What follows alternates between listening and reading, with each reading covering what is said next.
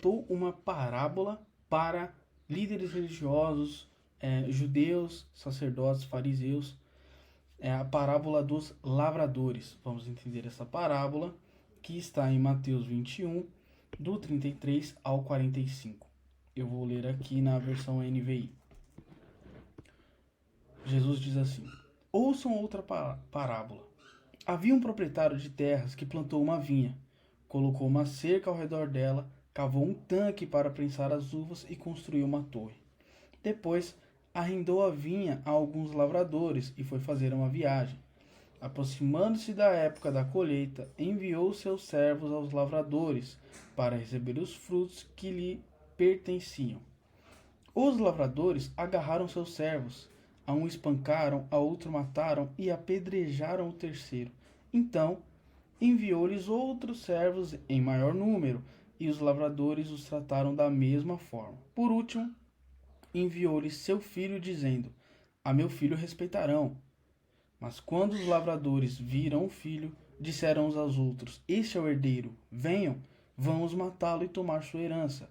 Assim, eles o agarraram, lançaram-no para fora da vinha e o mataram. Portanto, quando vier o dono da vinha, o que fará aqueles lavradores? Responderam eles: matará de modo horrível esses perversos e arrendará a vinha a outros lavradores que lhe deem a sua parte no tempo da colheita. Jesus lhes disse: vocês nunca leram isso nas Escrituras? A pedra que os construtores rejeitaram tornou-se a pedra angular. Isso vem do Senhor e é algo maravilhoso para nós.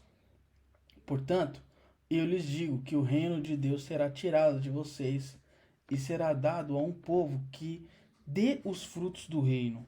Aquele que cair sobre esta pedra será despedaçado, e aquele sobre quem ela cair será reduzido a pó. Quando os chefes dos sacerdotes e os fariseus ouviram as parábolas de Jesus, compreenderam que ele falava a respeito deles. O que essa parábola quer dizer? O que Jesus queria dizer aqui nessa parábola, né, na época em que ele disse, é: o proprietário da vinha, ele é o próprio Deus. Os servos a quem o proprietário envia são os profetas. Os lavradores, que eram responsáveis por cuidar da vinha e entregar os frutos, são os judeus, os líderes religiosos, os sacerdotes, os fariseus. E o filho é o próprio Jesus. Né? Então, aqui,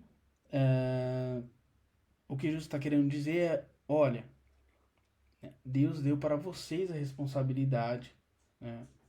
E vocês, quando Deus mandou os profetas, vocês mataram. Inclusive, eu separei aqui 1 Tessalonicenses 2, o versículo 14 e 15, que diz assim: porque vocês, irmãos, tornaram-se imitadores das igrejas de Deus em Cristo Jesus, que estão na Judéia. Vocês sofreram da parte dos seus próprios conterrâneos as mesmas coisas que aquelas igrejas sofreram da parte dos judeus, que mataram o Senhor Jesus e os profetas. Então aqui a gente tem um dos versículos que afirma, tá, que os judeus, os líderes religiosos, mataram os profetas que vinham predizer a vinda de Cristo. E, né, depois que Deus envia o seu filho, também matam o filho. E aí a pergunta de Jesus para eles é: o que vocês acham que vai acontecer com vocês? Né? Aqui no versículo 40. Portanto, quando vier o dono da vinha, o que fará aqueles lavradores? E aí eles respondem: olha, ele vai matar eles, né, de forma horrível, pelo que eles fizeram com os servos, com o filho, e o proprietário da vinha vai dar essa vinha para outros lavradores cuidarem. E foi exatamente o que aconteceu.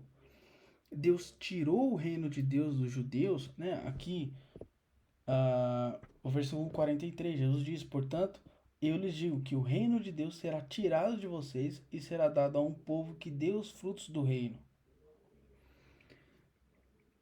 Então, ele tirou o reino de Deus dos judeus e entregou aos gentios. Quem são os gentios? Gentios são aqueles que não são judeus. Eu, você. Então, foi isso que Jesus quis dizer quando ele disse essa parábola para os líderes religiosos.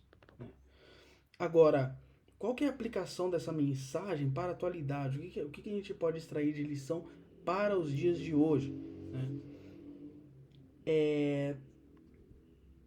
Jesus aqui no versículo 42, ele cita Salmo 118, versículo 22 e 23. A pedra que os construtores rejeitaram tornou-se a pedra angular. E o que Jesus está querendo dizer aqui é que ele é a pedra angular. E o que é uma pedra angular? A pedra angular é, como vocês estão vendo na imagem, é o que segura toda a construção. É uma pedra fundamental.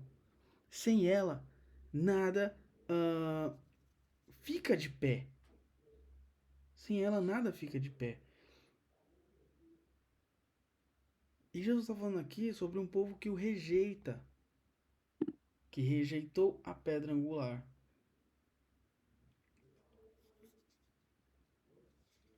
Os judeus rejeitaram Jesus.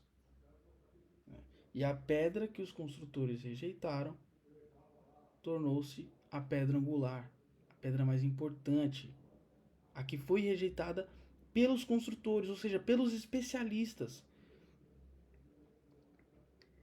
E Jesus, ele é o fundamento de todas as coisas. E por isso ele deve ser o fundamento da nossa vida, ele deve ser o firmamento, a pedra angular da nossa vida, da nossa casa. E aí perceba que quando Jesus é aceito, né, ele se torna a pedra angular da nossa casa, da nossa vida, né? Mas quando ele é rejeitado, e aí o versículo 44. Aquele que cair sobre esta pedra será despedaçado, e aquele sobre quem ela cair será reduzido a pó. Quando esta pedra é rejeitada, ela é um tropeço. Se você tropeça por esta pedra, ou se esta pedra cai em cima de você, né, você morre, você é reduzido a pó, você é despedaçado. Mas quando você aceita esta pedra, ela se torna ali, né, o firmamento da sua casa e da sua vida.